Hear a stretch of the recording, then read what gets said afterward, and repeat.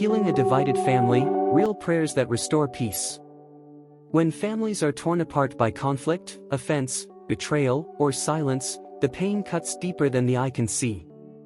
There is a kind of brokenness that no human solution can fix, a heartache that only God can truly heal. In these moments, we don't just need reconciliation, we need divine intervention. Many families are smiling in public but are at war in private. Brothers no longer speak, sisters are harboring resentment, spouses are cold to each other, and parents are estranged from children. Yet, there is still hope. These real prayers are birthed from the Word of God and shaped by the desire to see peace return. Let us enter into this journey with open hearts, ready to receive healing for every wound in our homes. 1. Recognizing the root of division. Beloved, before the healing rain of peace can fall upon a broken family, we must first open our eyes and hearts to what truly caused the crack in the first place. So many homes are in pieces not because of one major event, but because of tiny unresolved offenses that have festered over time. A careless word, a moment of favoritism, a hidden betrayal, or even neglect can open doors that, when left unaddressed, grow into full-blown division. Some families are divided because of inheritance issues, some because of secrets, and others simply because one person refused to say, "I was wrong." The enemy of our souls knows that if he can divide a family, he can weaken destinies, delay purpose, and destroy the seed of love that God planted. That's why the first step in restoring peace is not to blame someone else, but to sincerely ask, "Lord, where did we go wrong?" There are spiritual roots that must be identified. There are conversations that must be revisited. Sometimes it's not what happened last week, it's what happened 10 years ago that no one ever talked about. In many families, silence has become a wall. Parents are distant from children, siblings are polite but cold, and spouses share a bed but not their hearts. This is not the will of God. God created families to be havens of warmth, trust, and mutual support. When that foundation is shaken, we must run to Him, not to gossip, not to bitterness, but to prayer. And prayer begins with truth. As it is written in Psalm chapter 139 verse 23 to 24, "Search me, O God, and know my heart, see if there be any wicked way in me." The journey to healing must begin with honest introspection. Let us not be quick to say, "I'm fine." Let us be bold enough to ask, "Have I hurt someone and walked away as though nothing happened?" Maybe it was a word spoken in frustration, or a promise broken carelessly. Maybe it was a moment of absence when presence was most needed. Whatever it is, we bring it to the Lord. We ask Him to expose the root, not for shame, but for healing. And as He reveals, may our hearts not grow defensive, but responsive. God cannot fix what we hide. But when we open the wound before Him, He pours in the oil and wine of His healing Spirit. Let us have a word of prayer. Lord Jesus, I come before you with a burdened heart. My family is divided and I confess that I may have played a part, whether knowingly or unknowingly. Open my eyes, Holy Spirit. Show me the truth about myself and my relationships. Reveal to me the moment where things began to change, and give me the grace to own my role in it. I reject pride and self-righteousness. I choose humility, transparency, and truth. Expose every lie of the enemy and silence every voice of division in my family. Heal us, Lord. Restore what was broken. Rebuild what was torn down. And let your peace reign in our home again. Amen. 2. The power of forgiveness in family restoration. Child of God, there is no healing in any family without the force of forgiveness. Forgiveness is not just an emotional response, it is a spiritual command. It is not weakness, it is the strength of God in action. When families are divided, it is often because pain has built walls around the heart, and unforgiveness has become a shield against further hurt. But those walls do not only keep the offender out, they also keep peace, healing, and joy away. Many people are angry, not just at what was done, but at how long it's been ignored. But hear me clearly, as long as we hold on to pain, we give it power over our future. Forgiveness doesn't mean you pretend it didn't happen, it means you surrender your right to hold it over the person's head. That is what Jesus did on the cross. Some wounds come from words spoken in anger, others from years of neglect, betrayal, or abandonment. Maybe your spouse hurt you deeply, or your child rebelled and brought shame. Maybe your sibling turned their back on you when you needed them most. These are real hurts, and God does not ask us to deny them. But He does ask us to surrender them to Him. He is the only one who can bring justice and healing. When we hold on to offense, we block our own peace. But when we forgive, we make room for God to work. As it is written in Matthew chapter 6 verse 14 to 15, if you forgive others their trespasses, your heavenly Father will also forgive you. Forgiveness is not a one-time act, it is a lifestyle. Sometimes you must choose to forgive daily, even when the person shows no remorse. You forgive because your peace is more important than revenge. You forgive because your children need to see what grace looks like in action. You forgive because you don't want to carry yesterday's pain into tomorrow's joy. And let me tell you something, forgiveness doesn't excuse the wrong, it just releases you from its control. It says, you will not have power over my heart anymore. It says, God is my healer, and He will restore me. Let us pray. Father God, I confess that forgiveness is not easy. The pain I carry feels justified, but I know it's poisoning my peace. Lord, teach me to forgive, not just with my lips, but from my heart. Give me grace to release every person who has wounded me. I surrender every offense, every betrayal, every unkind word, and every disappointment. I will no longer let bitterness speak louder than love. I choose freedom. I choose peace. Heal my wounds and restore the love that once existed. I cancel every spirit of resentment in my life and declare that from this day forward, I walk in the freedom of forgiveness. Let my home become a place where mercy flows, and grace is extended. In Jesus' name. Amen. 3. Praying for peace over pride. Beloved, one of the greatest enemies of peace in any home is pride. Pride is a silent killer. It doesn't shout, it whispers. It convinces us that we are always right, that we are justified in staying angry, and that we should never be the first to say sorry. Pride hardens hearts, builds emotional walls, and keeps families in cycles of conflict and silence. It is pride that makes a husband refuse to apologize after shouting at his wife. It is pride that makes a wife talk down to her husband without remorse. It is pride that causes children to despise their parents, and siblings to compete instead of support one another. Peace does not come into a home that is ruled by pride, it comes where humility is welcomed. Sometimes we say, they should come to me first, or let them realize what they did wrong. But what if God is asking you to be the peacemaker? What if your willingness to bend low is what will lift the entire family? God does not bless the proud, He lifts the humble. As it is written in Proverbs chapter 13 verse 10, pride leads to conflict, those who take advice are wise. If peace is the goal, we must be willing to let go of our need to be the hero or the victim. The healing of your home may not begin when they change, but when you bow in humility. Let us understand this, pride is not just an attitude, it is a spirit. It resists the move of God. It delays the flow of love. It suffocates progress. But humility invites heaven's help. When we drop our defenses, stop shouting, and start listening, we create room for the Spirit of God to intervene. It is not weakness to say, I'm sorry, it is wisdom. It is not defeat to say, let's talk, it is spiritual maturity. When one person in the family chooses humility, it opens the door for healing to enter. Let us pray.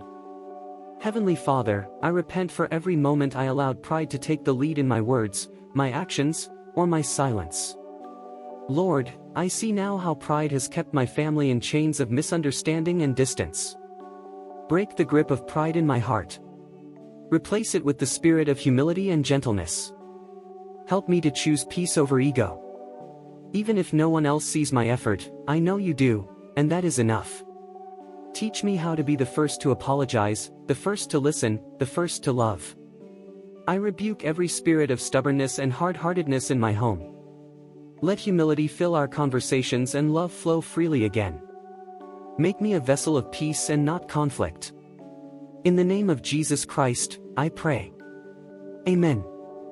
4. Rebuilding trust through prayer and action. Child of God, one of the most fragile things in a broken family is trust. Once it is broken, rebuilding it can feel like constructing a house from ashes. Many people want to see unity return, but they underestimate the weight of broken promises, constant disappointments, and years of betrayal. Trust is not restored through words alone, it must be supported by consistent actions and prayerful surrender. It is easy to say, "I'm sorry," but true restoration requires accountability, transparency, and time. It requires us not only to pray but to also walk in the fruit of that prayer daily. Some families are living together, but emotionally worlds apart. A parent who failed a child once may now try to compensate with gifts, but what the child longs for is consistency and presence. A spouse may apologize after every outburst, but if the behavior doesn't change, those words lose value. Brothers and sisters may smile at family gatherings but never truly feel safe with one another. Trust is delicate. Once shattered, it demands sincere effort to restore, not just gestures, but a change of heart. As it is written in Psalm chapter 34 verse 14, "Turn from evil and do good, seek peace and pursue it." Rebuilding trust means pursuing peace with intentionality. You must understand that trust is not a one-time gift, it is a seed. It must be watered with patience, protected with truth, and nurtured through love. Prayer plays a vital role in this process.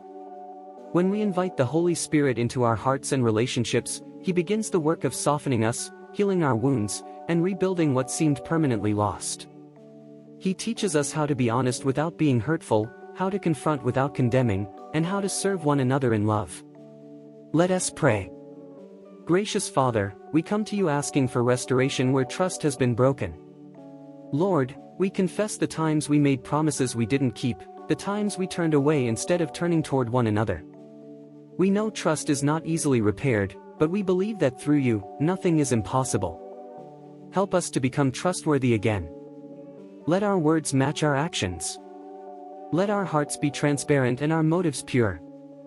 Show us how to communicate without fear, love without manipulation, and serve without selfishness. We surrender our pride and invite you to do the deep work of reconciliation. Rebuild the bridges that were burned. Restore the confidence that was lost. Let your peace rule our family, and let our testimony be one of complete restoration. In Jesus' name we pray. Amen. 5. Declaring unity and speaking life over our family. Dearly beloved, the words we speak over our families carry spiritual weight. Many families remain broken because the atmosphere in the home is filled with constant criticism, negativity, and curses instead of life, hope, and unity. The Bible teaches that death and life are in the power of the tongue, Proverbs chapter 18 verse 21. What are you speaking over your family? Are your words building walls or building bridges? Are you declaring healing, or are you repeating the wounds of the past? If we want restoration, we must align our tongues with God's promises, not with our pain. There is power in declaration. When you speak life, even over broken relationships, you invite heaven to move on your behalf. Some of you may say, "But things haven't changed." That's okay, speak anyway. Speak by faith, not by sight. Begin to declare, "My family shall not remain divided, love will reign in this house, we shall eat at the same table again, God is restoring what the enemy tried to scatter." These are not empty affirmations, these are prophetic declarations that match the will of God. When your words agree with heaven, things begin to shift. It is not enough to pray behind closed doors, your family needs to hear your voice speak peace aloud. Tell your children, "I believe in you." Tell your spouse, "We will not give up." Tell your siblings, "We are still family no matter what happened." Don't wait for feelings, speak truth. Declare unity even when tension is thick. Speak love even when you're still hurting. Declare what you expect by faith. As you do, God begins to soften hearts, mend wounds, and bring peace into the storm. Let us pray. Father God, I lift up my voice today and declare life over my family. I silence every word of curse, every insult, every bitter memory that has shaped our home. I reject division, and I declare unity. I reject fear, and I speak faith. I reject hate, and I declare love. I speak restoration over every parent-child relationship. I speak joy over our household. I declare laughter will return. I declare honesty will be our culture. I declare the peace of God will rest on our doorposts. Let no evil voice reign in this family, only the voice of truth, of healing, and of purpose. Teach us to speak words that lift, not destroy. Words that heal, not wound. Words that build, not scatter. Let our mouths become instruments of revival in our home. In Jesus' mighty name, amen. Let us pray this family restorative prayer for divided families. Precious Lord, we come before you as a family in need of repair, reconciliation, and revival. We acknowledge that we have allowed the enemy to plant seeds of bitterness, strife, and silence. But today, we declare enough is enough. We bring every broken piece of our family before you.